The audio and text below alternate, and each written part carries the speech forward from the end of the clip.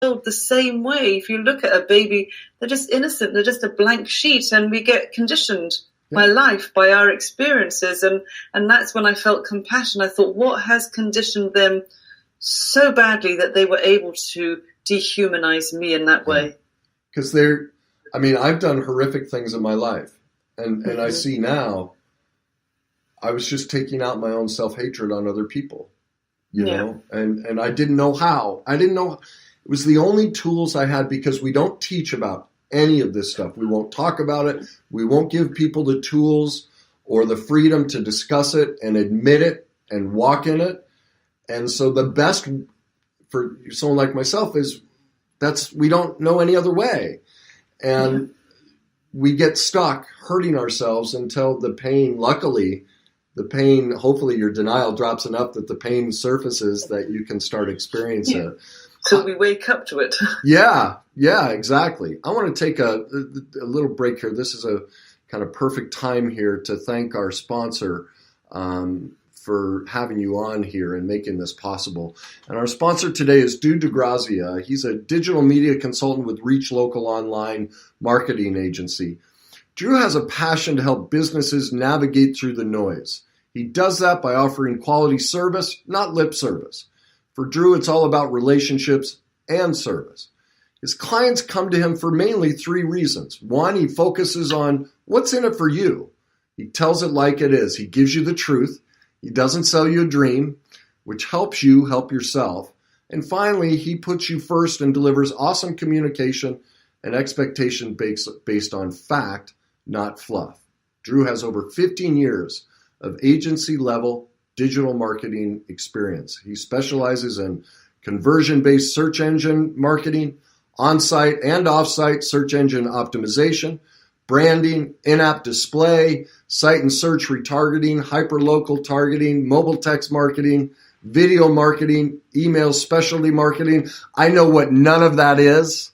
Just so you know, that's why I would hire someone like Drew, because I know people. I don't understand what any of those words mean. So if you're maybe someone like me who doesn't understand that stuff, or if you're just looking for a competitive edge and grow your online presence, Drew and Reach Local are your answer. Thank you again, Drew, for being a sponsor here and allowing us to touch on these subjects, which are difficult. Because here's what I found, why they're difficult, and we've touched on this several times, is the societal bias against exposing what I call our darkness, whether it's our imperfections. And what are your thoughts and feelings on that? And what would you say would be a way for people to bridge that gap? And is it important?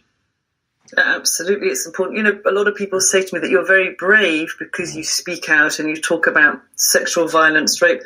But I don't want to be considered brave. Mm-hmm. I want it to be normal that we can talk about things that are difficult. You know, it's the paradox of life. There's always going to be great stuff and there's always going to be not so great stuff, but we need to be able to talk about all of it. Yeah. You know, it's what makes up all of everything, life. But people shy away from what is difficult. They don't like to feel uncomfortable or challenged. But if we don't speak about it, it helps. You know, my silence really hurt me and it protected my perpetrators. Yeah. The silence just kept me in that cage of shame that I put myself in. And actually, to do the very thing that we think we can't do is to find our voice and to speak out and to name our trauma, which is what I've done. It shattered all of my shame. Now I really don't care what people think. Yeah. And, you know, we think, I could never tell anyone. What would they think? Oh, my gosh, and all of this stuff that goes on. And to do the very thing that we think we can't do is really what it takes. Yeah.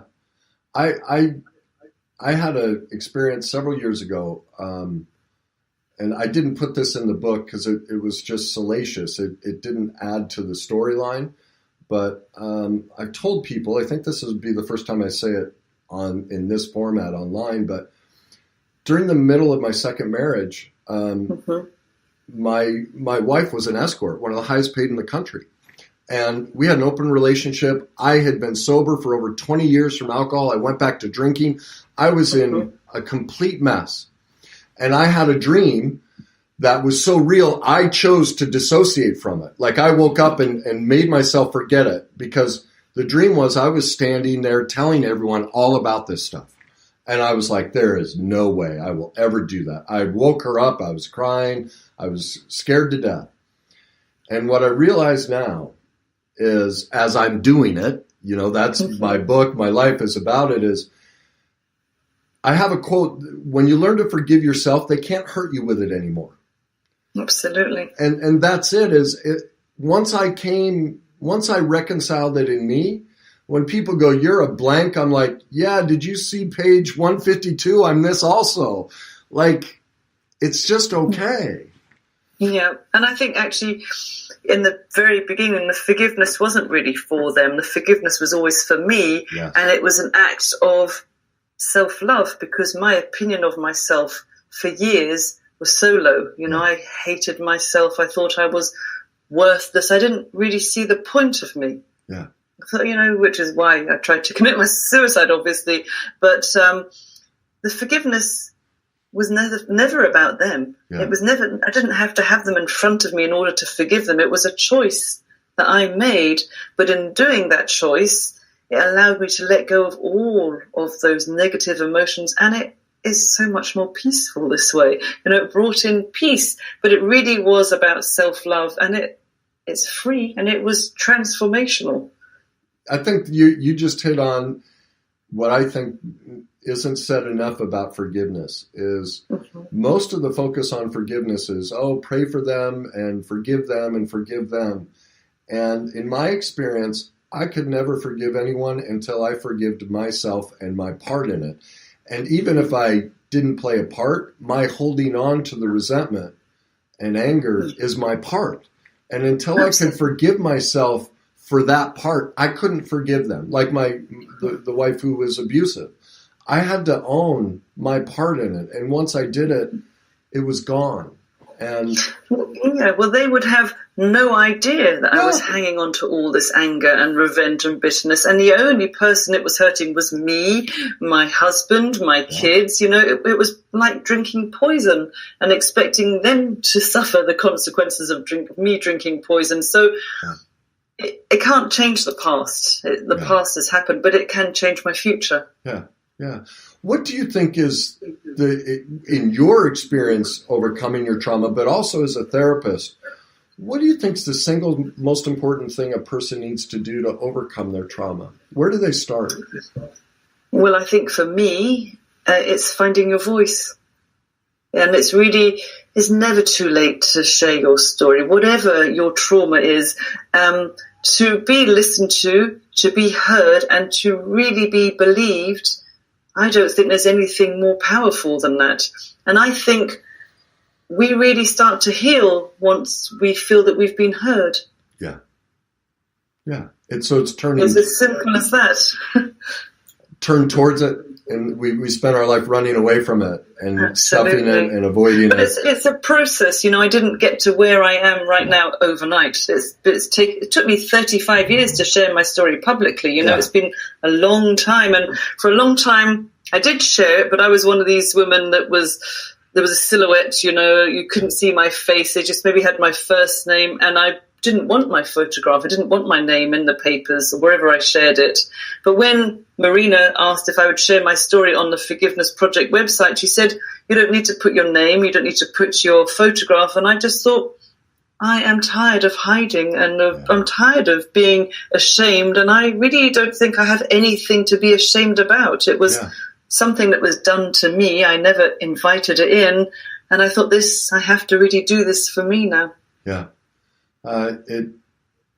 The freedom, that's something I feel like when we accept all that darkness, that's where our freedom is.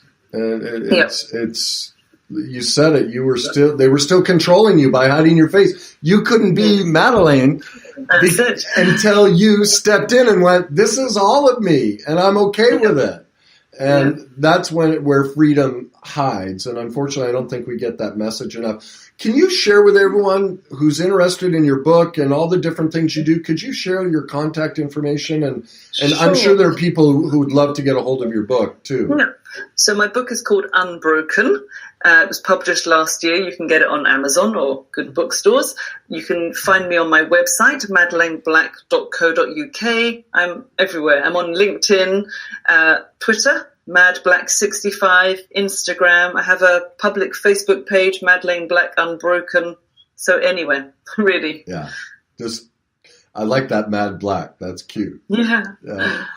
You mentioned also that your mother, can you tell us, well, I won't give it away, but her initial reaction and then what you found out later. Can you tell everyone about that? So as I mentioned earlier, I couldn't say what happened straight away. But after about 3 years, when I was 16, my behavior was really bad. So I was rebelling everywhere. And I had come in one morning after being told not to stay out. I stayed out all night. And my mum is shouting, saying, don't you know what could happen? And inside my head again, I'm thinking, well, the worst thing has already happened. So I left a note on my pillow and I went to school. And when I came back, my parents asked me, my dad said, is this true, what you're saying? And I said, yes. So they called the other girl that was involved and she said it didn't happen like I said it had happened. Wow. So it had taken me 3 years to find my voice and then I didn't feel believed.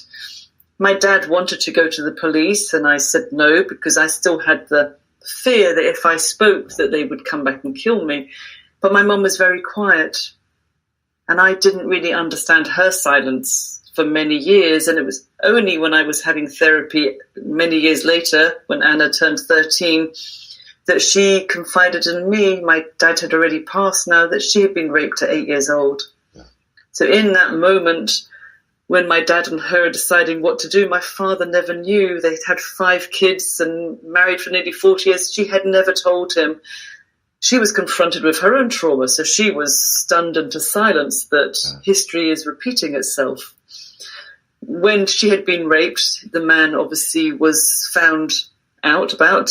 He was also raping his daughters. He was charged and he went to prison.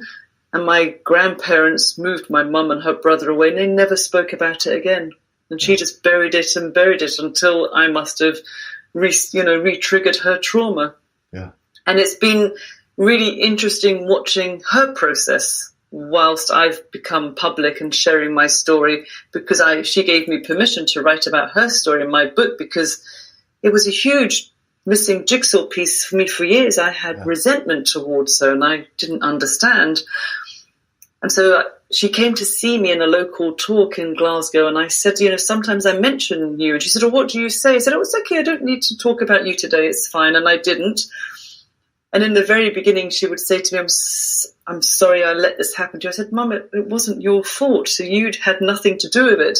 At the end of this speaking event, she told a friend that it had happened to her too. Oh. And so she had never spoken about it. And here she is willingly sharing her story. She's also now told my stepdad she remarried. And now she just says to me, she doesn't say it's her fault anymore. She just says she's sorry that it happened to me. Yeah. So it's done something to her. It's really changed and moved her journey as well. Yeah. That's something I've seen a lot, is these events.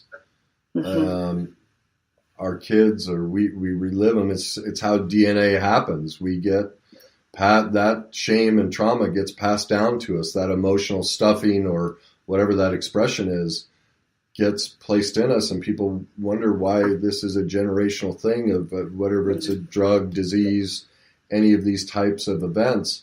It's that unprocessed emotion puts us in a position for things like this, and that's the importance of speaking about, is Absolutely. To break that. And how much has your mom's life changed? What have you seen different since she started speaking about it?